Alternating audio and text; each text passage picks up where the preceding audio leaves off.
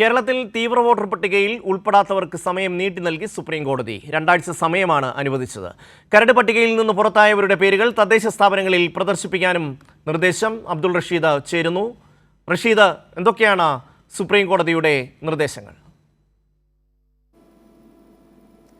കേരളത്തിലെ തീവ്ര വോട്ടർ പട്ടിക പരിഷ്കരണവുമായി ബന്ധപ്പെട്ട കരട് വോട്ടർ പട്ടികയിൽ ഉൾപ്പെടാത്ത വോട്ടർമാർക്കാണ് ഇപ്പോൾ സുപ്രീം കോടതിയുടെ ഭാഗത്തുനിന്ന് വലിയ ആശ്വാസകരമാകുന്ന വിധി ഉണ്ടായിരിക്കുന്നത്. ഈ വോട്ടർ പട്ടികയിലെ ഉൾപ്പെടുന്നതിനായി രേഖകൾ സമർപ്പിക്കാനുള്ള സമയം നീട്ടി നൽകിയിരിക്കുകയാണ്. 2 ആഴ്ചയാണ് ഇതിനുള്ള സമയമായി നീട്ടി അനുവദിച്ചിരിക്കുന്നത്. ഇതുമായി ബന്ധപ്പെട്ടുള്ള നിർദ്ദേശവും നോട്ടീസും സുപ്രീം കോടതി തന്നെ നേരിട്ട് തെരഞ്ഞെടുപ്പ് കമ്മീഷന് നൽകുകയും ചെയ്തിട്ടുണ്ട്. അതേസമയം ഈ വോട്ടർ പട്ടികയിൽ നിന്ന് പുറത്താക്കപ്പെട്ടവരുടെ പേര് വിവരങ്ങൾ നേരത്തെ തന്നെ പ്രസിദ്ധീകരിക്കണമെന്നുള്ള നിർദ്ദേശം ബീഹാർ SIRമായി ബന്ധപ്പെട്ട ഘട്ടങ്ങളിൽ തന്നെ സുപ്രീം കോടതി നൽകിയിരുന്നു. പക്ഷേ മറ്റു സംസ്ഥാനങ്ങളിലടക്കം ഇത്തരത്തിൽ കരട് വോട്ടർ പട്ടിക പ്രസിദ്ധീകരിച്ച ഘട്ടങ്ങളിൽ ഇവരുടെ പേരുകൾ പ്രസിദ്ധീകരിക്കാൻ തെരഞ്ഞെടുപ്പ് കമ്മീഷൻ തയ്യാറായിരുന്നില്ല. ഇതിന്റെ പശ്ചാത്തലത്തിൽ കേരളത്തിലും സമാനമായിട്ടുള്ള രീതി ഉണ്ടായിരുന്നു.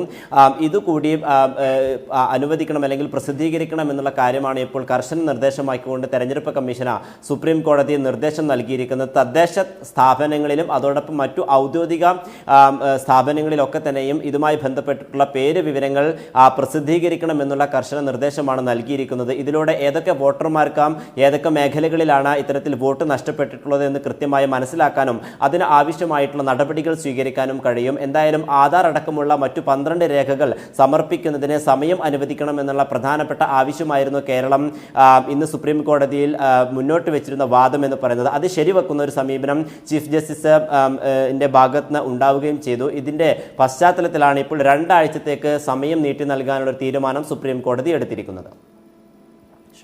കേരളത്തിന്റെ വാദങ്ങൾ ഏത് രീതിയിലാണ് സുപ്രീം കോടതി മുഖവിലക്കെടുത്തത്? ഇക്കാര്യത്തിൽ കേരളത്തിന്റെ വലിയ തോതിലുള്ള ഒരു പ്രതിഷേധം ഉയർന്നിരുന്നു. നമുക്കറിയാം, കേരളത്തിൽ SIRമായി ബന്ധപ്പെട്ട് തെരഞ്ഞെടുപ്പ് കമ്മീഷൻ വിളിച്ചു ചേർത്ത യോഗത്തിൽ BJP ഒഴികെയുള്ള എല്ലാ രാഷ്ട്രീയ പാർട്ടികളും ഒരേ നിലപാടാണ് സ്വീകരിച്ചത്.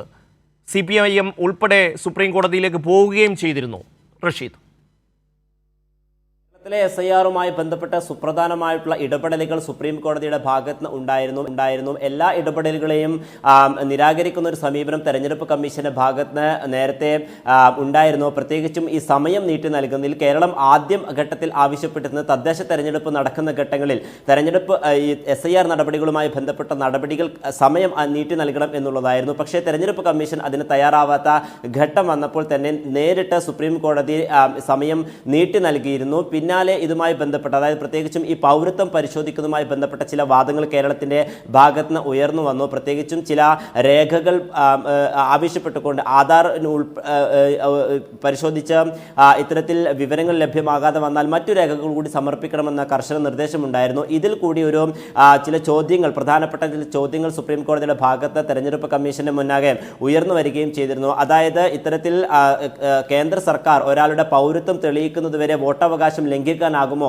എന്ന പ്രധാനപ്പെട്ട ചോദ്യമാണ് കഴിഞ്ഞ തവണ ഈ കേസ് പരിഗണിച്ച ഘട്ടത്തിൽ തെരഞ്ഞെടുപ്പ് കമ്മീഷനോട് സുപ്രീം കോടതി ചോദ്യമായി ഉന്നയിച്ചിരുന്നത്. അതോടൊപ്പം തന്നെ ഇപ്പോൾ ഈ കരട് വോട്ടർ